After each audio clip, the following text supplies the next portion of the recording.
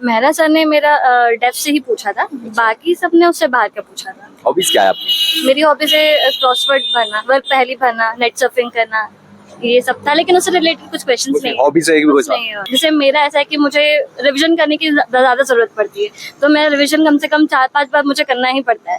मैंने कुछ समय तक प्राइवेट जॉब किया था, लेकिन फिर मुझे नहीं करना था। मुझे कुछ ऐसा करना था जो मैंने एक एक्सपेरिमेंट था, सिंहस्थ में हुआ था, तो मैंने वहाँ काम किया था। वहाँ पर मैं बहुत सारे लोगों से मिली थी, उन जैसे जन समस्या सुनना। जब शुरू में तैयारी की थी, जब कोचिंग के ही नोट से पढ़े थे, लेकिन जब 2020 में नया सिलेबस चेंज हुआ था, जैसे लोक प्रशासन, समाजशास्त्र, इनको मैंने पहले पढ़ा नहीं था, तो मैंने इसके एकदम शॉर्ट नोट्स बना लिए थे। नमस्कार दोस्तों, MPPSC 2023 के इंटरव्यूज चल रहे हैं और हम लगातार कवर कर रहे हैं। मैडम अपना इंटरव्यू देकर के आई हैं, तो वीडियो में हम मैम का इंटरव्यू का एक्सपीरियंस जानेंगे कि किस तरह से सवाल पूछे गए हैं और कौन सा बोर्ड वगैरह था। तो बने रहिएगा वीडियो पर एंड तक, और अगर चैनल पर नए हैं तो प्लीज चैनल को जल्दी से सब्सक्राइब कर लीजिएगा। मैम सबसे पहले आपका बहुत बहुत स्वागत है। Thank you. कैसा इंटरव्यू हुआ मैम आपका? अच्छा था। ओके, कौन सा बोर्ड था? मेरा सर को बोल। कितनी देर चला होगा लगभग इंटरव्यू आपका? लगभग 12-15 मिनट। ओके मैम, सबसे पहले आप अपने बारे में थोड़ा सा बता दीजिए, आपका नाम वगैरह, एजुकेशनल बैकग्राउंड वगैरह, और आप कहाँ से आए हैं? ओके, मेरा नाम शिवानी है। मैं वर्तमान में मंदसौर में APO पर पोस्टेड हूँ, और मेरा पोस्ट ग्रेजुएशन इकोनॉमिक्स से है। जिस अटेम्प्ट में मेरा सिलेक्शन हुआ, उसमें मेरा श्री शर्मा सर जी का बोर्ड था, और मुझे उसमें 112 नंबर मिले थे। अच्छा, कौन सा अटेम्प्ट था और इंटरव्यू कौन सा था? वो मेरा सेकंड अटेम्प्ट था। Second attempt. और इंटरव्यू भी, हाँ, मतलब इंटरव्यू सेकंड था। हाँ, इस बार थर्ड इंटरव्यू है आपका? इस बार फोर्थ है। फोर्थ इंटरव्यू है। अरे आपको मतलब अच्छा खासा एक्सपीरियंस है। अच्छा मैम, इस बार जो है आपका इंटरव्यू किस बोर्ड में था? इस बार मेहरा सर के बोर्ड। इस बार मेहरा सर के बोर्ड में। तो कहाँ से शुरुआत होती है आपकी इंटरव्यू की? सबसे पहले सर ने मेरा एकेडमिक देखा, और फिर ये पूछा कि कंप्यूटर साइंस के बाद इकोनॉमिक्स क्यों किया। फिर जैसे मेरा पेंशन विभाग है, तो पेंशन से रिलेटेड कुछ क्वेश्चंस हुए। फिर दूसरे सर थे, उन्होंने कुछ धार्मिक प्रवृत्ति संबंधित कुछ क्वेश्चंस थे, संस्कार से संबंधित कुछ क्वेश्चंस थे, रानी दुर्गावती जी के बारे में पूछा था। बस इस तरह थे। बाकी मतलब इस तरह क्वेश्चन थे कि आपको थोड़ा वही सोचकर बोलना, मतलब बता सकते हैं। हाँ, बता सकते हैं। मतलब इजी था, बहुत ही पोलाइट था, कोई ऐसा टेंशन की बात नहीं। ओवरऑल इंटरव्यू कहाँ से था? ज्यादातर डेफ से था, हॉबी मतलब एजुकेशनल बैकग्राउंड आपके ग्रेजुएशन वगैरह से, या कहीं और से, करंट अफेयर वगैरह से? मेहरा सर ने मेरा डेप्थ से ही पूछा था, बाकी सबने उससे बाहर का पूछा था। हॉबीज क्या है आपकी? मेरी हॉबीज है क्रॉसवर्ड भरना, वर्क पहली भरना, नेट सर्फिंग करना, ये सब था, लेकिन उससे रिलेटेड कुछ क्वेश्चंस नहीं। हॉबीज से एक भी कुछ नहीं है। करंट अफेयर से? करंट अफेयर से भी कुछ क्वेश्चंस नहीं वहाँ से है। भी? नहीं, कुछ क्वेश्चंस नहीं। आईआर वगैरह से कोई सवाल? नहीं, कुछ क्वेश्चंस नहीं है। बस एजुकेशनल बैकग्राउंड? हाँ, सिलेबस से हुआ था। ओके, आपकी जॉब, आप ऑलरेडी जॉब कर रही हैं, तो यहाँ से सवाल था? हाँ, यहाँ से मेरा सर ने क्वेश्चंस पूछे। किस तरह के सवाल थे? जैसे कि मतलब PPO क्या होता है, इस टाइप से क्वेश्चंस पूछे थे, और भी उन्होंने और डीप में थोड़ा पूछा था। क्या सवाल था? मैं वही जानना चाह रहा हूँ। क्या, क्योंकि जो बच्चे आए हैं मान लो, और उनका इंटरव्यू है, वो भी समझ सके कि हाँ इस तरह के सवाल। एकदम से याद नहीं है। जी, अच्छा। तो ऐसा था कि PPO पहले ही दिन पे निकल जाता था, अब समय क्यों लगता है, अच्छा। ये सब चीजें थी। हाँ, उसे और को किस तरह की आपत्तियां लगाई जाती है, और थोड़ा विभाग के अंदर जो काम होता है उसमें सर ने उसी से रिलेटेड पूछा था। मतलब ऐसा क्वेश्चन नहीं था, डिस्कशन था, आप ऐसा समझ सकते हैं। हाँ। ओके, कोई ऐसा सवाल जिसमें आप फंसी हो, सॉरी बोलना पड़ा हो? हाँ, सॉरी तो बोलना पड़ा ही था। जैसे जो संस्कार हैं, उन्होंने कुछ ऐसा संस्कार पूछा था जो मैंने नहीं पढ़ा कभी। हमारे 16 संस्कार हैं उसमें से भी नहीं। हाँ, मतलब कुछ और नाम होगा या मुझे नहीं पता, तो उसमें सॉरी बोलना पड़ा था।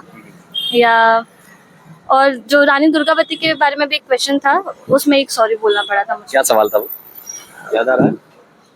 मुझे अभी याद नहीं आ रहा है। हाँ। आपने नोटिस किया हो, क्योंकि आप ऑलरेडी भी सिलेक्टेड है, तो इंटरव्यू जो मेंबर्स होते हैं, बोर्ड मेंबर, क्या चेक करना चाहते हैं वो कैंडिडेट के अंदर, क्या देखना चाहते हैं?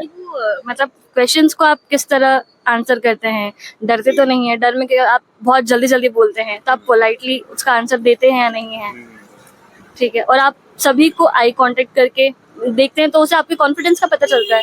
बस वो कॉन्फिडेंस देखते हैं बस, और उसके अलावा मुझे लगता नहीं है। अच्छा, ये आपका चौथा इंटरव्यू है। क्या स्ट्रेटजी रहती है आपकी प्रीलिम्स में? क्या कुछ अलग करती हैं लोगों से? रणनीति क्या फॉलो करती हैं? क्या कुछ अलग नहीं रहता है, बस सबका अपना अपना रहता है। जैसे मेरा ऐसा है कि मुझे रिवीजन करने की ज्यादा जरूरत पड़ती है, तो मैं रिवीजन कम से कम 4-5 बार मुझे करना ही पड़ता है। अच्छा। तो मैं उसी और बहुत सारे क्वेश्चंस लगाना, बस यही सब। हाँ हाँ हाँ, ओके। तो आपने सेल्फ स्टडी वगैरह करी या फिर आपने कोचिंग वगैरह ली? कोचिंग भी की थी और हाँ उसके और बाद तैयारी कब से कर रही हैं? मैं तो 2019 से कर रही हूँ। 2019 हाँ। क्या सोच के आई कि एमपीपीएससी क्रैक करना है, क्या सोचा था या किसी ने आपको बताया, कहाँ से मन में आया पीएससी करने के लिए? तब हाँ पीएससी करनी थी, लेकिन जब आप क्लासेस अटेंड करते हो तो आप ये सब भूल जाते हो, आपकी क्लासेस इतनी होती है, आपको वही पढ़ते पढ़ते इतना मजा आने लगता है कि आप उसी में खो जाते हो। तो जब आप टेस्ट सीरीज देते हो तब आपका धीरे धीरे माइंडसेट क्लियर होता है कि हाँ आपको ये चाहिए ये चाहिए। मतलब मेरा ऐसा था पर्सनली। मैं वही बाकी जानना हाँ बाकी टेस्ट सीरीज जब आप देते हो तभी आपका मतलब बहुत ही आप पता चल जाता है कि आप कहाँ हो और आपको कितनी तैयारी करनी है, बस। ओके मेरा सवाल ये था कि पीएससी क्रैक करने का ख्याल कहाँ से आया, किसने गाइड किया आपको, कैसे कैसे दिमाग में आया नहीं यार पीएससी क्रैक करना है, डीसी करना है, क्या गाइडेंस रही, क्या मोटिवेशन रहा वो? मैंने ग्रेजुएशन कंप्यूटर साइंस से किया था। मैंने कुछ समय तक प्राइवेट जॉब किया था, लेकिन फिर मुझे नहीं करना था। मुझे कुछ ऐसा करना था जो मैंने एक एक्सपेरिमेंट था अस्सी हस्त में हुआ था, तो मैंने वहाँ काम किया था। वहाँ पर मैं बहुत सारे लोगों से मिली थी, उन जैसे जन समस्या सुनना, और एक IISc बेंगलुरु की टीम आई थी, तो मैंने उनके साथ काम किया था। तो मुझे लगा कि मुझे उसमें बहुत मजा आता था। तो फिर मुझे धीरे धीरे इस क्षेत्र के बारे में पता चला था। फिर मैंने स्टार्ट किया, पहले मैंने जाना कि क्या था, तब मुझे ये सब नहीं पता था कि कौन कौन सी पोस्ट होती है, तब सिर्फ एक ही पता कि डीसी पोस्ट होती है। उसके बाद मैंने तैयारी करती गई, फिर धीरे धीरे सब कुछ धीरे धीरे क्लियर होता गया। पहले से हमें सब कुछ नहीं पता होता है। कोचिंग के अलावा गाइडेंस वगैरह कहाँ से मिली, किसने गाइड किया? इस पूरी जर्नी के दौरान बहुत सारा अप्स डाउन भी आते होंगे, कैसे अपने आप को उन सब चीज़ों से मतलब कंटिन्यू रख पाए आप तैयारी में? अप डाउन तो बहुत है, जैसे कोविड आ गया था बीच में। हाँ और जी। हाँ ठीक है, मतलब ऐसा था कि आप कंटिन्यू करते ही रहिए। मतलब अगर आप बीच में अगर एक बार लिंक तोड़ देते हैं तो फिर कुछ नहीं हो सकता। मतलब आपको निरंतर कोशिश तो करती ही रहनी है, और आप कुछ पढ़े ना पढ़े, आप टेस्ट सीरीज हमेशा लगाते ही रहे, उससे आप बहुत परफेक्ट हो जाएंगे। प्रीलिम्स की स्ट्रेटजी क्या थी आपकी, क्या करती हैं प्रीलिम्स में? स्ट्रेटजी वही, मैं पहले से क्वेश्चंस लगाती थी, तो मुझे समझ में आता है किस तरह के क्वेश्चंस बनते हैं। जैसे कोई भी एक टॉपिक उठाया, ठीक है, पहले आप उसके क्वेश्चंस लगा लो। जैसे मध्य प्रदेश अगर हमको करना है तो मध्य प्रदेश के क्वेश्चंस लगा लिए। फिर जब हम पढ़ते हैं, कोई भी पैराग्राफ पढ़ते हैं, तो हमें समझ में आता है कि अरे इससे ये क्वेश्चंस बन सकते हैं। हमें एक एक लाइन नहीं पढ़नी होती है उसको, फिर कुछ इंपॉर्टेंट टॉपिक्स उसको हाईलाइट कर लिया, फिर उसको 4 से 5 बार जब मन करा तब देख लिया, रिविजन किया, तो उसे फैक्ट आपको माइंड में बैठ जाते हैं कि पेज आपको माइंड में बैठ जाता है। तो मतलब रिवीजन किया होगा आपने एक बुक? बहुत बार रिवीजन किया। मैं 2019 से करते आ रहे हैं, तो हो जाता है बहुत बार। एनसीईआरटीज वगैरह आपने करी या फिर मैंने नहीं करी? जी नहीं। क्या लगता है अभी आपको कि जो अभी तैयारी कर रहे हैं बच्चे, उनको एनसीईआरटीज करनी चाहिए या स्किप कर देना चाहिए? एनसीईआरटी अगर आप चाहे तो पढ़ सकते हैं, लेकिन मेरा एनसीईआरटी के बिना भी मैंने कोचिंग की जो थी वो करी, और जो टेस्ट सीरीज थी उसमें मेरा मुझे लगता है कि पर्याप्त मुझे उसका कंटेंट मिल जाता था। एनसीईआरटी की मुझे जरूरत नहीं पड़ी थी। हाँ, मटेरियल वगैरह क्या था आपका? क्या स्टैंडर्ड बुक्स वगैरह आपने इस्तेमाल करी या फिर कोई और नोट्स वगैरह, क्लास नोट्स वगैरह, मतलब किसी कोचिंग के, या खुद अपने नोट्स बनाए, क्या किया?